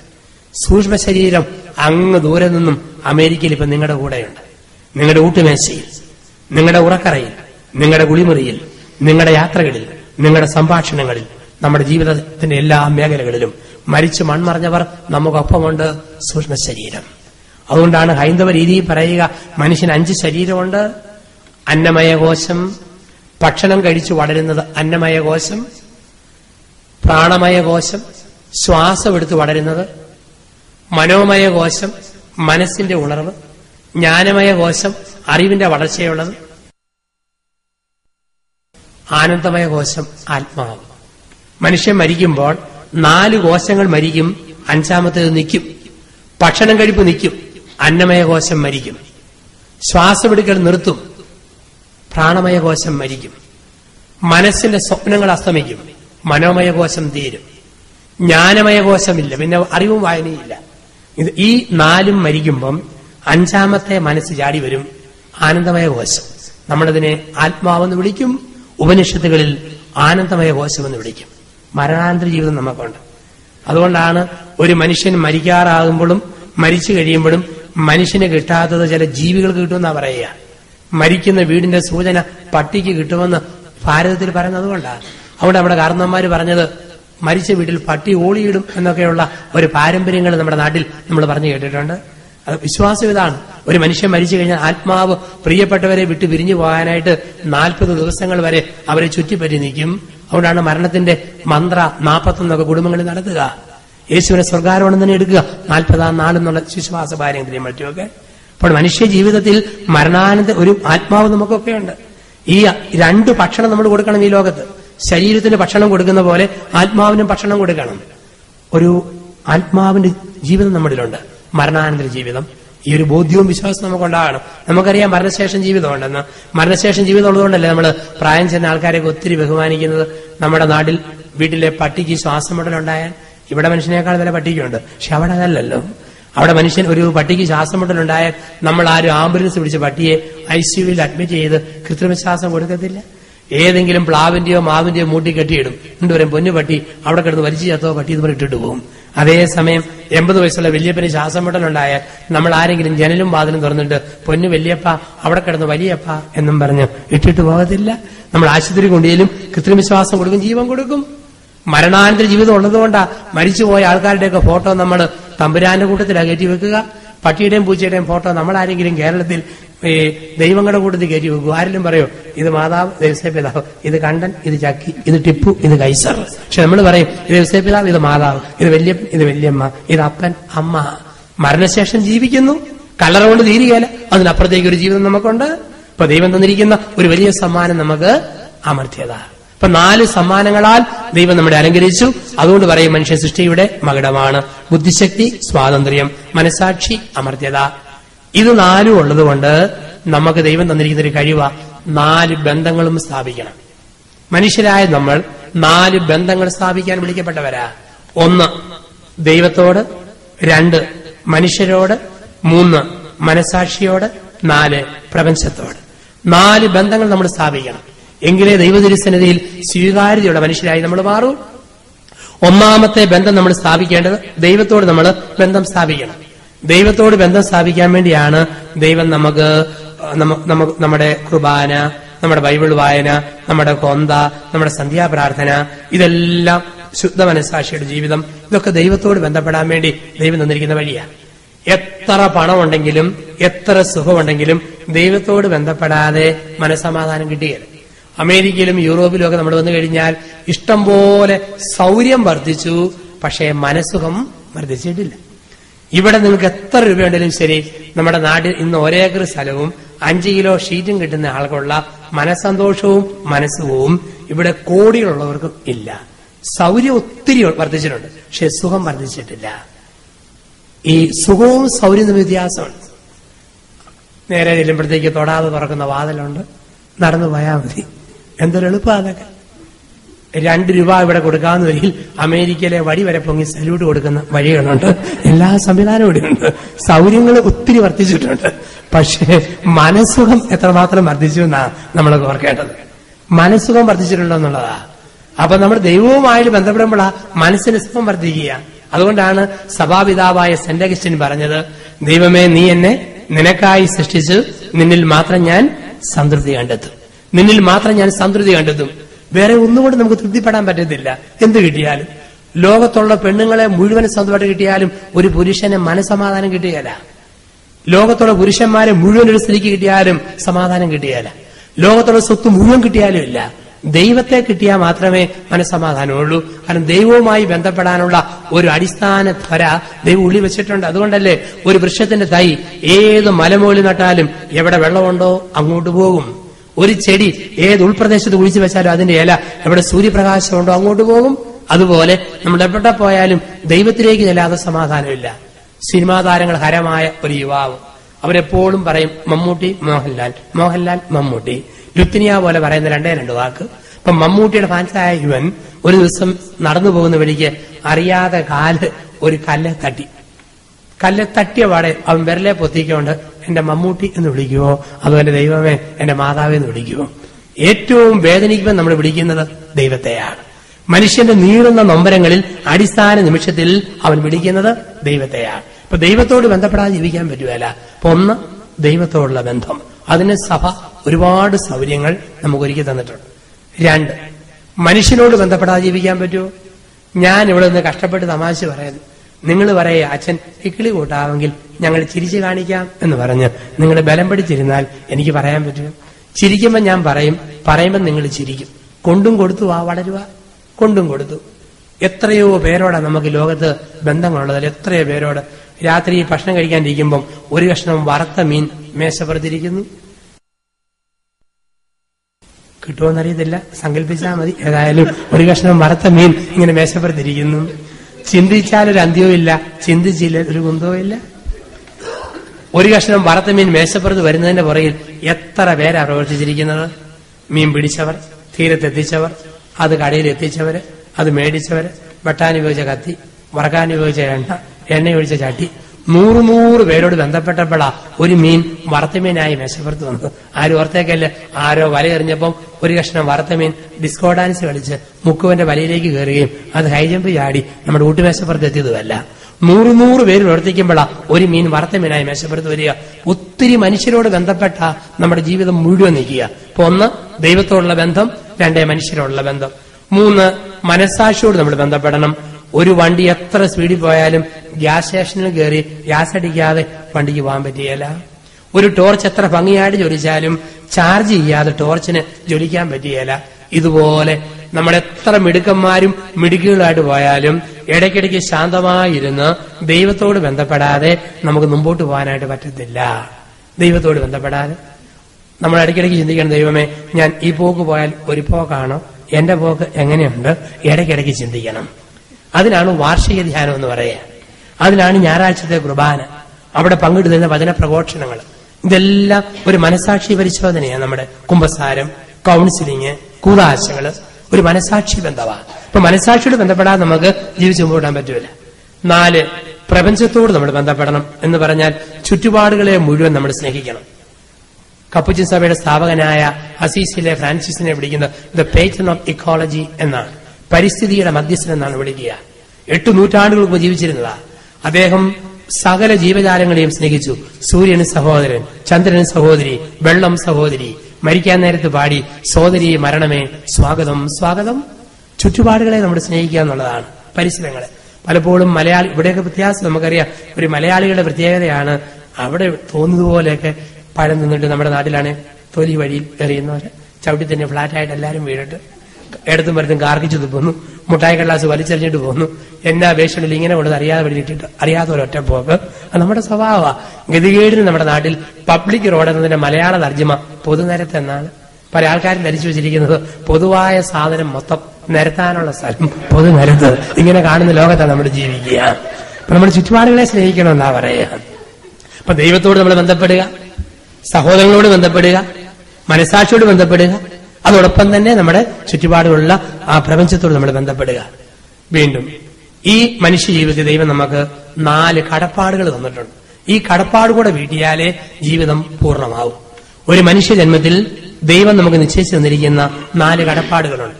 ഈ 4 കടപ്പാടുകളും യേശു തമ്പുരാൻ വീട്ടിയിട്ടുണ്ട്. ഓരോ ക്രിസ്തു ശിഷ്യനും ഈ 4 കടപ്പാടുകൾ വീട്ടണം. 1-ാമത്തെ കടപ്പാട് ദൈവത്തോട്, 2-ാമത്തെ കടപ്പാട് അപ്പനമ്മമാരോട്, 3-ാമത്തെ കടപ്പാട് ഗുരുഭൂതരോട്, 4-ാമത്തെ കടപ്പാട് സഹജീവികളോട്. 4 കടപ്പാടുകൾ ദൈവം നമുക്ക് തന്നിട്ടുണ്ട്. ആ 4 കടപ്പാടുകൾ നമ്മൾ വീട്ടണം. ദൈവം മനുഷ്യന് കൊടുത്തിരിക്കുന്ന 4 ബാധ്യതകളാണ് 4 കടപ്പാടുകൾ. ഒന്നാമത്തെ നമുക്ക് ദൈവത്തോടുള്ള കടപ്പാടാണ്. പ്രത്യേകിച്ച് നിങ്ങളൊക്കെ ഓർക്ക് അമേരിക്കയിലേക്ക് എത്തിയിരിക്കുന്ന നിങ്ങളെ സംബന്ധിച്ച്, നമ്മളെ സംബന്ധിച്ച് ഒരു വലിയ കടപ്പാടാണ് ദൈവത്തോടുള്ള നന്ദി. ദൈവം പരിപാലിച്ച് ഇവിടം വരെ എത്തിച്ച കാലങ്ങൾ, ഒന്നുമില്ലായ്മയിൽ ദൈവം നമ്മളെ ഉയർത്തിയ എത്രയോ വലിയ കാര്യങ്ങൾ, പുറകോട്ട് തിരിഞ്ഞു നോക്കുമ്പം പാട്ടുപാടുന്നത് പോലെ നന്ദി ചൊല്ലി തീർക്കുവാൻ ഈ ജീവിതം പോരാ. ദൈവം തന്ന ഭർത്താവ്, ദൈവം തന്ന ഭാര്യ, ദൈവം തന്ന കുഞ്ഞുങ്ങൾ, ദൈവം തന്ന വീട്, ദൈവം തന്ന സ്വത്ത്, ദൈവം തന്ന ജോലി, ദൈവം തന്ന ദേശം, ഒത്തിരി അത്ഭുതങ്ങൾ ദൈവം നമ്മുടെ ജീവിതത്തിൽ ചൊരിഞ്ഞിട്ടുണ്ട്. അപ്പൊ നമുക്ക് എത്ര പരിമിതി ഇവിടെ ഉണ്ടെങ്കിലും ശരി, നന്ദിയില്ലാതെ ജീവിക്കാൻ നമുക്ക് പറ്റുകയില്ല. ദൈവത്തോട് നമുക്ക് കടപ്പാട് വേണം. ആ കടപ്പാടിന്റെ ഭാഗമാ ഈ 3-4 ദിവസങ്ങളിൽ സമയം കണ്ടെത്തി തമ്പുരാന്റെ നാമത്തിൽ സമയം മാറ്റിവെച്ച് ഞാൻ വരുന്നതും, ഞായറാഴ്ചകളിൽ എന്റെ ദൈവത്തിന് നന്ദി പറയാൻ ഞായറാഴ്ചയെങ്കിലും ഒരു കുർബാന അർപ്പിക്കാൻ ഞാൻ പോകുന്നതും, ദിവസവും അല്പസമയമെങ്കിലും എന്റെ വീട്ടിലിരുന്ന ബൈബിള് വായിക്കുന്നതും, സമയമനുസരിച്ച് കൊന്തമണി കയ്യിലിട്ട് ഉരുട്ടുന്നതും, ഈ പ്രാർത്ഥനയും, ഒരുപക്ഷെ നമ്മൾ പാവപ്പെട്ട മനുഷ്യർക്ക് ആരോരും അറിയാതെ കൊച്ചു കൊച്ചു നന്മകൾ ചെയ്യുന്നതും, ചില കൃത്യമായ ദശാംശം കൊടുക്കുന്നതും, ചില ജീവകാരുണ്യ പ്രവൃത്തികൾ കുറെയെങ്കിലും ചെയ്യുന്നതും ഒക്കെ ഈ ദൈവത്തോടുള്ള നമ്മുടെ കടപ്പാടിന്റെ ഭാഗമാണ്. ആ ദൈവത്തോടുള്ള കടപ്പാട് നമുക്ക് ആവശ്യമാണ്. കഴിഞ്ഞ ലോകകപ്പിന്റെ ക്വാർട്ടർ ഫൈനലിൽ ബ്രസീലിനെ തോൽപ്പിച്ചു ഫ്രാൻസ്. തോൽപ്പിച്ചു കഴിഞ്ഞപ്പോഴത്തേക്ക് ഒത്തിരി അരിശമായി. പിറ്റേ ദിവസം രാവിലെ ബ്രസീലിന്റെ തലസ്ഥാന നഗരിയിൽ ഒരു ചെറുപ്പക്കാരൻ 30 റൗണ്ട് വെടിവെക്കാവുന്ന ഒരു തോക്കും കൊണ്ട് വന്നു നിന്നു. ഒരു പുൽത്തകടിയിൽ ആൾക്കാർക്ക് ഇവന് ചുറ്റും വന്ന് വട്ടം കൂടി നിന്നു. അവൻ പുൽത്തകടിയെ കയറി നിന്നിട്ട് എല്ലാരും നോക്കി നിൽക്കെ വലതുകാലിൽ ഉപ്പൂറ്റി കുത്തി വട്ടം കറങ്ങിയിട്ട് ആകാശത്തേക്ക് നോക്കി 30 റൗണ്ട് വെടിവെച്ചു. ആൾക്കാർ ചോദിച്ചു, നീ എന്നായി കാണിക്കുന്നത്? അവൻ പറഞ്ഞു, ബ്രസീലിനെ ക്വാർട്ടർ ഫൈനലിൽ തോൽപ്പിച്ച ദൈവം എവിടാണേലും അവനിട്ട് കൊള്ളാൻ വേണ്ടിയാണ് ഈ 30 റൗണ്ട് വെടി ആകാശത്തേക്ക് വെക്കുക. ഇങ്ങനെ ദൈവത്തെ വെടിവെക്കുന്ന മനുഷ്യന്റെ ലോകത്താ ഇന്ന് നമ്മൾ ജീവിക്കുകയാണ്. അവിടെയാണ് നമ്മൾ ദൈവത്തോട് കടപ്പാടുള്ള മനുഷ്യരായിട്ട് ജീവിക്കുക.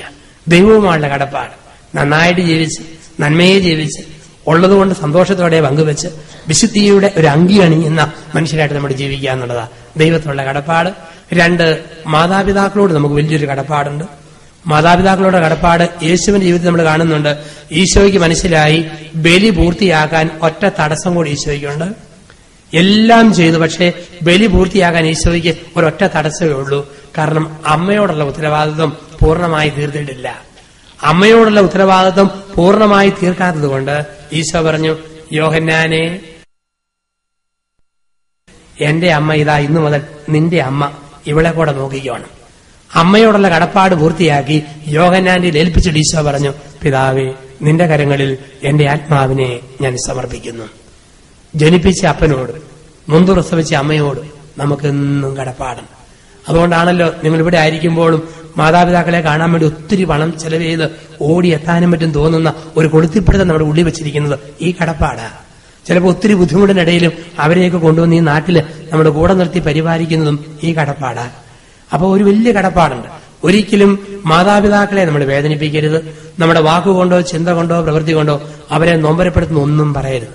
അവർക്കൊരിക്കലും നമ്മുടെ ലെവലിലേക്ക് വളരാൻ പറ്റുകയില്ല. നമ്മൾ അവരുടെ ലെവലിലേക്ക് താഴാൻ പഠിക്കണം. ഒരിക്കൽ പോലും നമ്മൾ കാരണം ആ കണ്ണുകൾ നിറയാനോ മനസ്സ് നൊമ്പരപ്പെടാനോ ഇടയാകരുത്. മാതാപിതാക്കളോടുള്ള കടപ്പാട്. 3, ഗുരുജനങ്ങളോട് കടപ്പാടുണ്ട്. ആരെല്ലാം നമ്മളെ പഠിപ്പിച്ച് വലുതാക്കിയോ അവരോടൊക്കെ കടപ്പാടുണ്ട്. ഒരുപക്ഷെ ഒരു കൊച്ചു ക്ലാസ്സിൽ പഠിപ്പിച്ച ആള് മുതൽ ആരെല്ലാം നമുക്ക് നന്മയുടെ വഴികൾ പറഞ്ഞു നിന്ന് കൈപിടിച്ച് നമ്മളെ ആനയിച്ചോ അവരെല്ലാം നമ്മുടെ ഗുരുജനങ്ങളാ. അവരോടൊക്കെ നമുക്ക് കടപ്പാടുണ്ട്. ഗുരുഭൂതരെ സ്നേഹത്തോടുകൂടി നമ്മൾ ഓർക്കുക, അവരോട് നമുക്ക് കടപ്പാടുണ്ട്. അതുകൊണ്ടാണല്ലോ പറയുക, കൊച്ചു പിള്ളേരോട് പറയും അധ്യാപകരെ ഒരിക്കലും പരിഹസിക്കരുതെന്ന് പറയും. അധ്യാപകരെ പരിഹസിക്കരുത് പിള്ളേരോട് പറയും. ചിലപ്പോഴൊക്കെ കേട്ടിട്ടുണ്ട്, ചില കൊച്ചു പിള്ളേർക്ക് എന്ത് രസമായിട്ടാ, ഒരു കോളേജില്, പെണ്ണുങ്ങളുടെ കോളേജിൽ ഒരച്ഛൻ മാത്രമേ ഉള്ളൂ ആണായിട്ട്, അവിടുത്തെ പ്രൊഫസർ. തൊട്ടടുത്ത് ആമ്പിള്ളാരുടെ കോളേജുണ്ട്. അപ്പം ആമ്പിള്ളാരുടെ കോളേജിൽ പെട്ട ആൾക്കാർക്ക് അച്ഛനോട് ഭയങ്കര അസൂയ. അച്ഛൻ ഇങ്ങനെ കോളേജിൽ നിന്ന് പഠിപ്പിച്ചിട്ട് ബഹുമാനം മാറി എന്ന് പറയും, നോക്കടാ ഫാദർ ഭാഗ്യവാൻ, പോകുന്ന വാക്ക് കൊണ്ടില്ലേ ഫാദർ ഭാഗ്യവാൻ. അപ്പൊ നമ്മളെപ്പോഴും പറയും, കേട്ടാലും കേട്ടില്ലെങ്കിലും പഠിപ്പിച്ച അധ്യാപകരെ, പഠിപ്പിച്ചവരെ, ഗുരുഭൂതരെ ഒരിക്കലും നമ്മൾ കേട്ടോ കേൾക്കാതെ ഒന്നും പറയില്ലെന്നാ പറയാ. അപ്പൊ നമുക്ക് എപ്പോഴും എത്ര വലിയ സ്ഥാനത്തെത്തുമ്പോഴും നമുക്ക് അക്ഷരവിദ്യയുടെ ആദ്യ പാഠങ്ങൾ കുറിച്ച് തന്നവരെയൊക്കെ നമ്മൾ ആദരവോടും സ്നേഹത്തോടും കൂടെ നമ്മൾ ഓർക്കുക. ഗുരുഭൂതരോട് നമുക്കൊരു വലിയ കടപ്പാടുണ്ട്. ഗുരുഭൂതരോട്.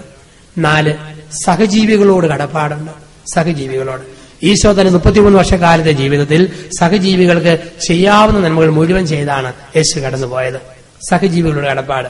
ഈ പ്രപഞ്ചം മുഴുവൻ പഠിപ്പിക്കുന്ന പാഠം സഹജീവികളോട് കടപ്പാടുണ്ടെന്നുള്ള ജീവിതമല്ല പഠിപ്പിക്കുക. നിങ്ങൾ ഓർത്ത് നോക്കിയേ, പ്രപഞ്ചം മുഴുവൻ പഠിപ്പിക്കുന്ന പാഠം എന്താ? മറ്റുള്ളവർക്ക് വേണ്ടി ജീവിക്കണമെന്നാ പ്രപഞ്ചം മുഴുവൻ പഠിപ്പിക്കുക. ഒരു കോഴി അതിന്റെ മുട്ട സ്വയം കുത്തി കുടിക്കാറില്ല, മറ്റുള്ളവർക്ക് വേണ്ടി ഇട്ടിട്ട് പോവുക. ഒന്നെങ്കിൽ ബുൾസയാക്ക്, അല്ലെങ്കിൽ ഓംലറ്റ് ആക്ക്, അല്ലെ എന്നെ വെച്ച് അടയിരുത്തി കുഞ്ഞുങ്ങളെ വിരിയിക്ക് ഇന്ന് കോഴി മുട്ട ഇട്ടിട്ട് പോവുക. ഏതെങ്കിലും കോഴി സ്വന്തം മുട്ട കുത്തി കുടിച്ചാലോ കൊട്ടക്കീഴെ കിടക്കുന്ന കോഴിയെ പിടിച്ച് അമ്മ ചട്ടിക്കകത്താകും, അതിനെ ജീവിക്കാൻ അനുവദിക്കുകയല്ല. ഏതെങ്കിലും പശു സ്വന്തം പാല് തല കാലിനിടെ കൂടെ തിരികെ കയറ്റി സ്വന്തം അകലെന്ന് വലിച്ചു കുടിക്കുന്നുണ്ടല്ലോ. അങ്ങനെ കുടിക്കാൻ ശ്രമിച്ചാൽ പശുവിന്റെ മോന്തയ്ക്ക് കോട്ട കെട്ടിയിട്ടും പശുവിന്റെ പാല് മറ്റുള്ളവർക്ക് വേണ്ടി അത് കൊടുത്തു പോകും. ഏതെങ്കിലും വാഴ അതിന്റെ കൊല ഞാൻ വളയുന്ന ഹിസ്റ്ററി ഇല്ല, കുനിയുന്ന ചരിത്രം ഉദിക്കുന്നില്ല, ഞാൻ ഷൂട്ടപ്പ് ചെയ്ത് മുകളിലോട്ട് സ്കട്ട് മിസൈൽ പോലെ പൊങ്ങുകയെന്നും പറഞ്ഞ് ഒരു വാഴക്കൊലയും പൊങ്ങിപ്പോകത്തില്ല. 7-8 മാസം വാഴക്കൊല കാളാമുണ്ടനും ചുണ്ടും കൊലയും കൂടെ മൊത്തം കുനിഞ്ഞിട്ട് പറയും, നിങ്ങൾ ജൈവവളം, രാസവളം, ചപ്പ, ചവറ, ചാല് ഒക്കെ വെട്ടി രക്ഷിച്ചതല്ലേ, ഇത് എന്റെ ശരീരമാകുന്നു, വെട്ടി ഭക്ഷിക്കുവിൻ. വെട്ടുമ്പം പറയും, ഇതിന് രക്തമാകുന്നു, ഷട്ടേ വീഴാതെ സൂക്ഷിക്കുവിൻ. വാഴയുടെ കൊല മറ്റുള്ളവർക്ക് വേണ്ടി, തെങ്ങിന്റെ തേങ്ങ മറ്റുള്ളവർക്ക് വേണ്ടി.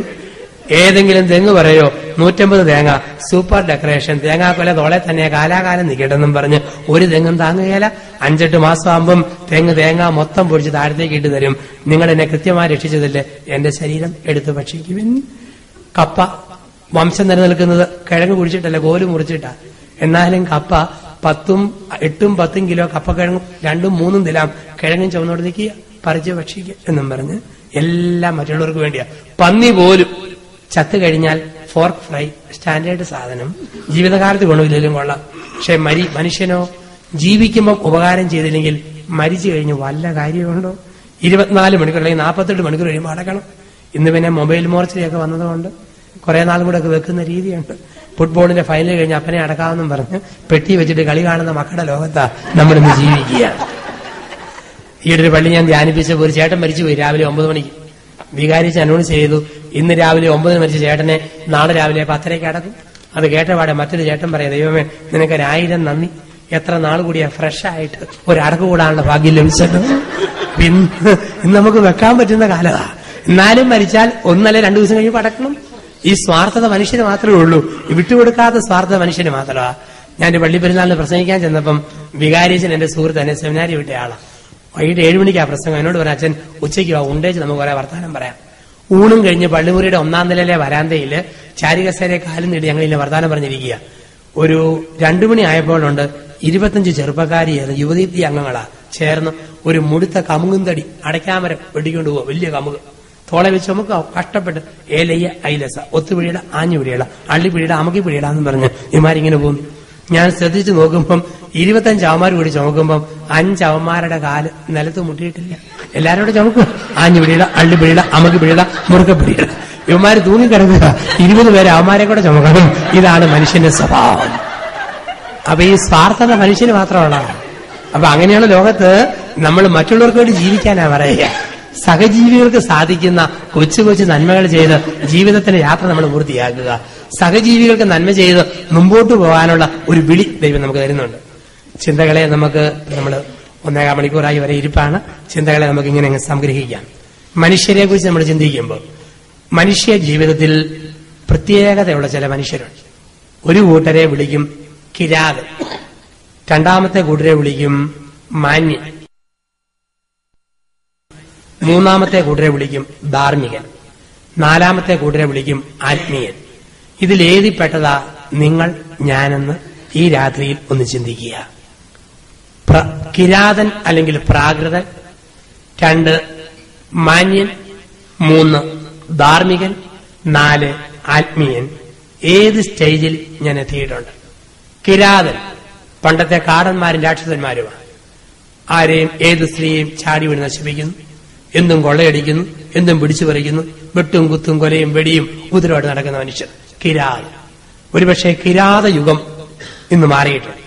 കിരാതന്മാർക്ക് ഒത്തിരി മാറ്റം വന്നിട്ടുണ്ട്. പണ്ടൊക്കെ ഗ്രാമങ്ങളിൽ കുടിച്ചിട്ട് മുണ്ടൊക്കെ അതിർത്തി ലംഘിച്ച് പൊക്കിക്കുത്തി തലക്കെട്ടും കെട്ടി തോന്നുന്നൊക്കെ വിളിച്ചു പറഞ്ഞ് നടക്കുന്ന മനുഷ്യരുണ്ടായിരുന്നു. ഇന്നതൊക്കെ ഒരു നാണക്കേടായിട്ട് മാറിയിട്ടുണ്ട് നമ്മുടെ നാട്ടിലാണേലും.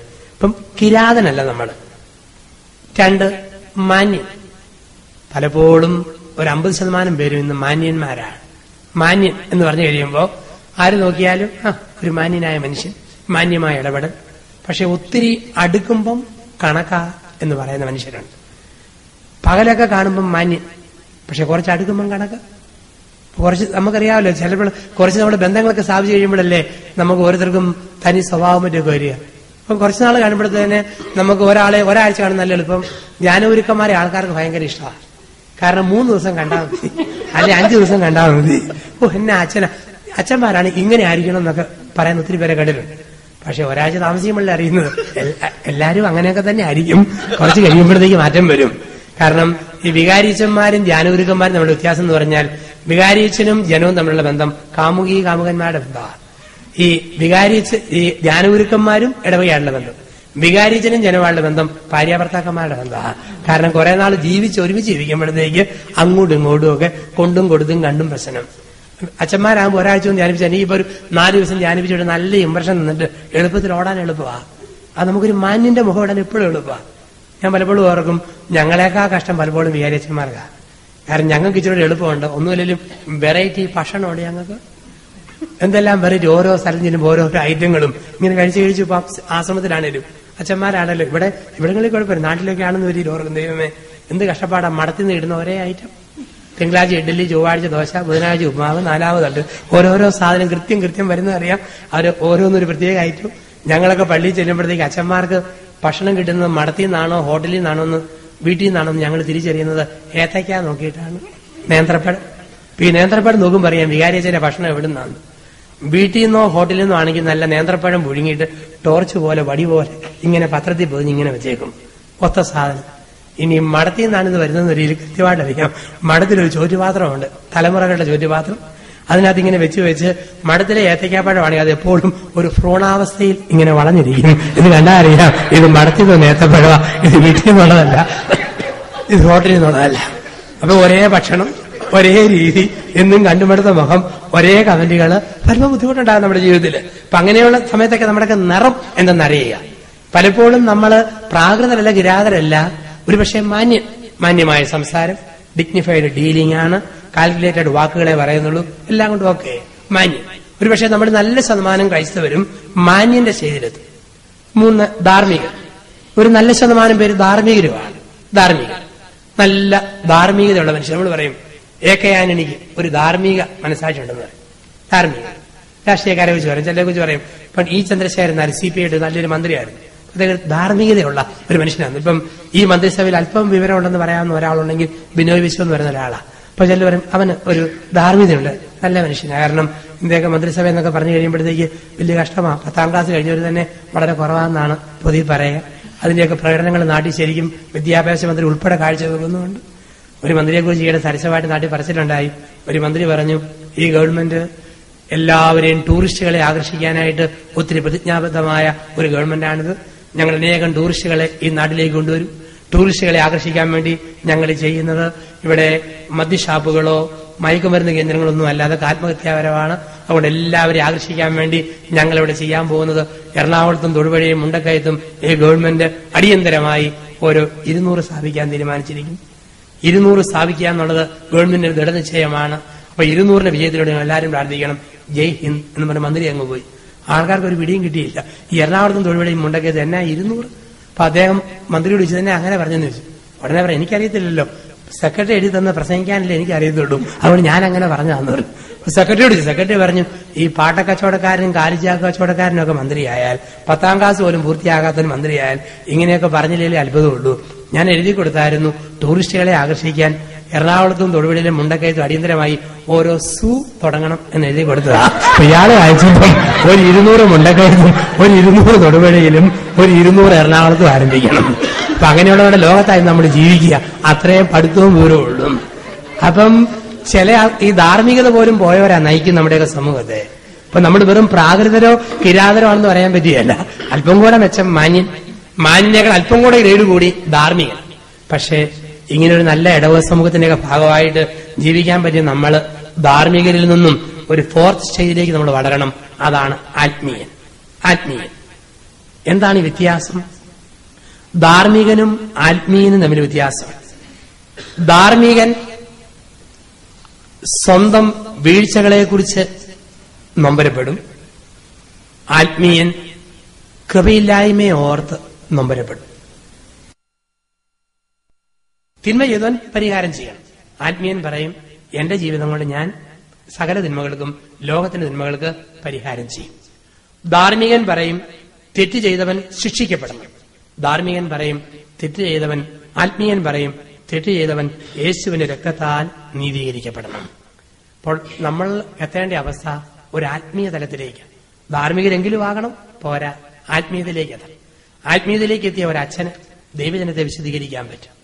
ആത്മീയതയിലേക്ക് വളർന്ന ഒരപ്പന് ഭാര്യയെയും മക്കളെയും വിശദീകരിക്കാൻ പറ്റും. ആത്മീയതയിലേക്ക് വളർന്ന ഒരമ്മയ്ക്ക് ഭർത്താവിനെയും കുഞ്ഞുങ്ങളെയും നേടാൻ പറ്റും. ആത്മീയതയിലേക്ക് വളർന്ന ഒരു ഇടവക സമൂഹത്തിന് ഒത്തിരി പേരെ ഈ കൂട്ടായ്മയിലേക്ക് ജീവിത മാതൃക വഴി എത്തിക്കാൻ പറ്റും. അങ്ങനെ ആത്മീയതയിൽ വളരുന്ന മനുഷ്യത്വങ്ങളായി നമ്മുടെ ജീവിതങ്ങളെ നമുക്ക് രൂപപ്പെടുത്താം, രൂപാന്തരപ്പെടുത്താം. ആ കൃപയ്ക്കായി ധ്യാനത്തിന് ഒന്നാമത്തെ രാത്രിയിൽ നമുക്ക് പ്രാർത്ഥിക്കാം. ഒരു നിമിഷം നമുക്ക് എഴുന്നേറ്റ് നിൽക്കാം. പ്രാർത്ഥനയ്ക്ക് ശേഷം ഗായക സംഘം ഒരു പാട്ട് പാടും. ആ പാട്ടോടുകൂടി നമ്മുടെ ഇന്നത്തെ ശുശ്രൂഷയുടെ സമാപനത്തിലേക്ക് നമ്മൾ കടക്കും. കരങ്ങൾ യാതനാരൂപത്തിൽ പിടിച്ച് നമുക്കൊരു നിമിഷം പ്രാർത്ഥിക്കാം. സൃഷ്ടാവായ ദൈവമേ, ഞങ്ങളങ്ങേ സ്തുതിക്കുന്നു. ദൈവത്തിന്റെ ഛായയിലും സാദൃശ്യത്തിലും ഞങ്ങളെ സൃഷ്ടിച്ചതിനും പരിപാലിച്ചതിനും ഓരോ നിമിഷവും കൈപിടിച്ച് നടത്തുന്നതിനും ദൈവമേ നന്ദി, സ്നേഹമേ നന്ദി, സൃഷ്ടാവേ നന്ദി. എന്റെ ദൈവമേ, എന്റെ ജീവിതത്തിൽ വന്നുപോയ എല്ലാ വീഴ്ചകൾക്കും മാപ്പി ചോദിക്കുന്നു. ഞങ്ങളുടെ ജീവിതത്തിലെ എല്ലാ തെറ്റുകളെയും തിരുത്തുവാൻ പരിശുദ്ധാത്മാവിന്റെ നവമായ അഭിഷേകം ഞങ്ങൾക്ക് തരണമേ. എന്റെ ജീവിതത്തിൽ സന്തോഷിക്കുവാനും ആത്മാവിൽ ആനന്ദിക്കുവാനും ഈ ജന്മത്തെ പ്രതി ദൈവത്തെ സ്തുതിക്കുവാനും ശക്തി തരണമേ. ദൈവമേ നന്ദി, യേശുവേ നന്ദി, പരിശുദ്ധാത്മാവേ നന്ദി. ബുദ്ധിശക്തിയും സ്വാതന്ത്ര്യവും മനസ്സാക്ഷിയും അമർത്യതയും ദൈവമഹത്വത്തിനായി വിനിയോഗിക്കുവാൻ സൃഷ്ടപ്രപഞ്ചത്തിന്റെ കിരീടമായ എന്നെ അവിടുന്ന് ശക്തിപ്പെടുത്തണമേ. Hallelujah, hallelujah, hallelujah.